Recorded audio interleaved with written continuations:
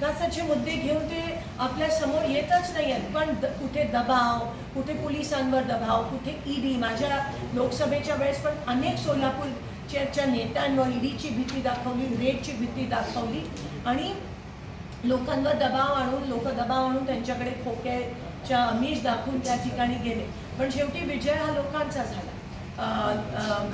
हे नेत्यांचं कदाचित इलेक्शन नव्हतं, लोकांचं इलेक्शन होतं.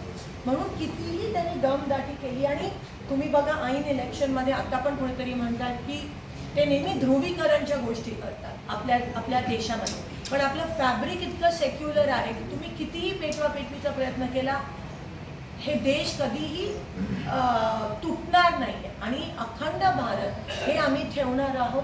इथे कोणत्याही कोणाला कमी लेखणं, कोणाला वर लेखणं ही महाविकास आघाडी किंवा इंडिया अलायन्सची नीती नसणार आहे. सर्वधर्म समभाव, लोकशाही, संविधान वाचवणं ह्यावर आम्ही इलेक्शन लढणार आहोत. विकासाच्या मुद्द्यावर आम्ही लढणार आहोत. भीती, ध्रुवीकरण, दंगली पेटवणं, त्यांचे काही लोक, त्यांनी जे भाजपने काही लोक ठेवले नेते मंडळी, त्यांचं काम एवढंच आहे. आज तुम्ही बघा काही दिवसापासून महाराष्ट्राला अतिशय, आमच्या महाराष्ट्राला गालबोट जर पोचत असेल यांच्याकडून, आमच्या महाराष्ट्राच्या एकीला जर गालबोट पोचत असेल तर आम्ही गप्प बसणार नाही. आणि आम्ही अजून, तुम्ही जेवढं करा तेवढं आम्ही अजून एकत्र येऊन, महाविकास आघाडी एकत्र येऊन ह्या महाराष्ट्राला एक सॉलिड गव्हर्नमेंट देण्याचा आम्ही डबल त्या ठिकाणी प्रयास करणार आहोत. पण कुठेतरी हे थांबायला पाहिजे. हे हेट स्पीच, हे पर्सनल अटॅक जे करतात, हे आधी असं राजकारण नव्हतं, तुम्हाला माहिती आहे. अनेक वर्षापासून एक वेगळी मैत्री असायची लोक विरोधी पक्षामध्ये देखील. पण आज एवढ्या खालच्या पातळीला ह्यांच्यामुळे ते राजकारण आलंय.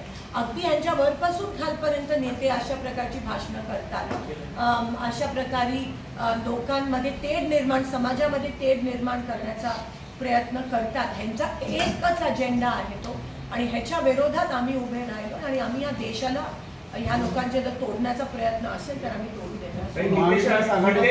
रामगिरी महाराज असतील, सातत्यानं एका समाजावरती विशिष्ट पद्धतीने टीका करतायत, लाखोंची मोर्चे निघतात, कारवाईची मागणी होते, मात्र कुठल्याही पद्धतीची कारवाई सरकारकडून केली जात नाही. आपण कशा पद्धतीने? तेच मी म्हणाली, ह्यांचे हे काही लोक ठेवले जे असं करतात आणि त्यांचा प्लॅनच आहे आता इलेक्शनच्या तोंडावर. जसं लोकसभेच्या वेळेस पण खूप प्रयत्न झाले सोलापूरमध्ये काही ना काहीतरी पसरवण्याचा, टेन्शन निर्माण.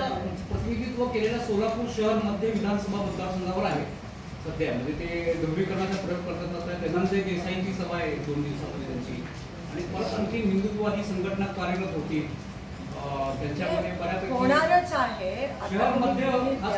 पण जसं मी म्हणाली, लोक आता खूप हुशार झाले आणि लोकांना विकास पाहिजे, लोकांना रस्ते पाहिजे, पाणी पाहिजे, शेतकऱ्यांना पिकासाठी भाव पाहिजे. आता लोक खूप हुशार झाले, ते थोडाफार प्रयत्न करतील पण लोक दाखवून देतील त्यांची जाण.